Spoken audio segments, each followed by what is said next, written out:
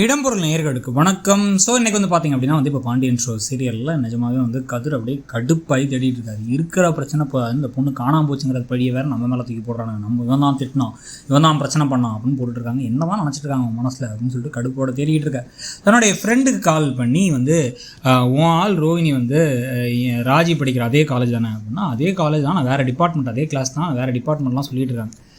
வேறு டிபார்ட்மெண்ட்டாக இருந்தாலும் பரவாயில்ல, அவன் நம்பர் ஏதாச்சும் வேணும், அவன் பேசி கொஞ்சம் நம்பர் வாங்கித்தான், என் ஃப்ரெண்டு நம்பர் ஏதாச்சும் அப்படின்னா, ஏன்டானா அதெல்லாம் நீ வாங்கித்தா அப்படின்னு பேசிட்டு இப்படி திரும்புகிறாரு. பார்த்தா பஸ்ஸில் இறங்கிட்டு இருக்காங்க பூர்ணியும் ராஜியும்.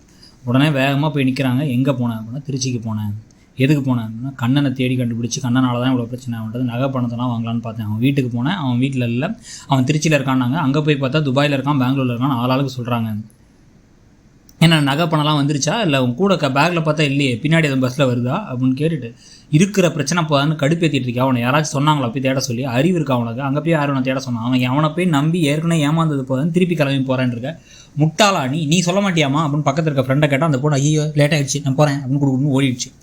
ஓடினதுக்கு பிறகு வந்து திட்டிக்கிட்டே வீட்டுக்கு கூட்டலான்னு பார்த்தா வீட்டில் ஆல்ரெடி வந்து பிரச்சனைக்கு மேலே பிரச்சனை ஓடிக்கிட்டு இருக்கு. ஏன்னா பாண்டியன் வந்து கொந்தளிச்சிட்டு இருக்காரு. எங்கடா போனீங்க, என்னடா நினச்சிக்கிட்டீங்க, யாருமே கடையில் வேலை பார்க்கல, குமரேசன் மாமாவுக்கும் உடம்பு சரியில்லை, கடையில் டெலிவரி அத்தனை ஆர்டர் வெயிட் பண்ணிருக்கு, எல்லாரும் இங்கே வந்து உட்காந்துருக்கீங்க, என்ன நடக்குது அப்படின்னு திட்டிகிட்டு இருக்கும்போது இல்லைப்பான்னு தயங்குறாங்க எல்லாரும். அப்போ கடைசியாக வந்து இவங்களே வந்து கோமதியை வந்து ஒரு வழியாக சொல்லிடுறாங்க. கோமதி இந்த விஷயத்தெலாம் ஏற்றுப்பாங்க போல், பெரிய பிரச்சனை பண்ணால் மட்டும் தான் ஏற்றுக்க மாட்டாங்க போல்.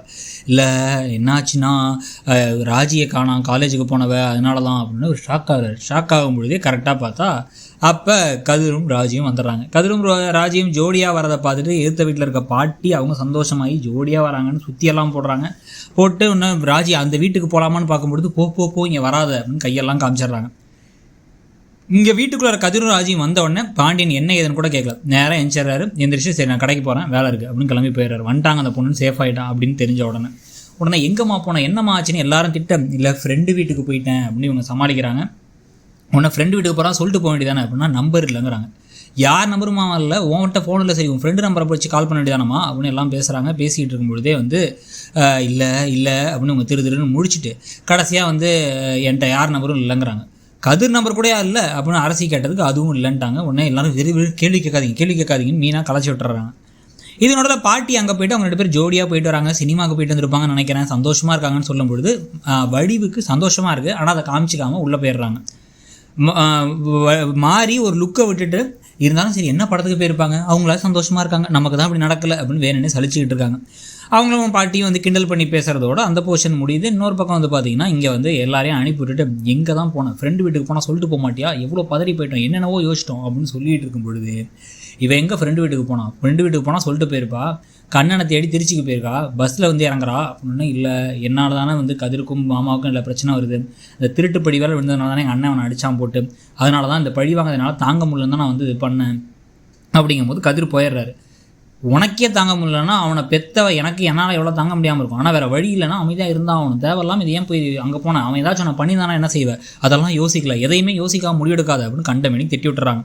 திட்டி விட்டு கோவமாக கிளம்பி கோமதியும் போயிடுறாங்க. மீனா என்னம்மா நீ அப்படின்னு சொல்லிட்டு திட்டிகிட்டு இருக்காங்க. இதுக்கப்புறம் வந்து பார்த்திங்கன்னா ஒரு ஹாப்பியான போர்ஷன் நடக்குது. என்னென்னு வந்து பார்த்தா 2 பேரும் ஏதோ ஹாலில் உட்காந்து ராஜியும் மீனாவும் படிச்சுக்கிட்டு இருக்காங்க. அப்போ வந்து இந்த பக்கம் இவர் என்ன பண்ணுறாருன்னா வந்து செந்தில் ஒரு பேப்பரை உருட்டி மீனா மேலே தூக்கி போட்டு விளாண்டுட்டு இருக்காரு. அதை ராஜி பார்த்து சிரிச்சுக்கிட்டு இருக்கும் போதே அடுத்து ஒரு பேப்பரை தூக்கி போடும்போது கோமதி தடுத்து நிறுத்தி மீனா அப்படின்னு ஒரு பேர் இருக்குல்ல, என் அளவுக்கு இல்லாட்டியும் அந்த பேரை சொல்லி கூப்பிட வேண்டியதானே அப்படின்னா, கோமதி அப்படிங்கிற பேரை விட மீனாங்கிற பேர் அழகாக தான் இருக்குது அப்படின்னு மீனா சொல்லுவா அப்படின்னு இவங்க கிண்டல் பண்ணி பேசுகிறதோட இன்றைக்கி எபிசோட் முடியுது. ஸோ இன்றைக்கி எபிசோடை பற்றியும் நடக்கிற விஷயத்தை பற்றி என்ன நினைக்கிறீங்கிறத சொல்லுங்கள். தேங்க்யூ. இடம்பொருள் நேயர்கள்.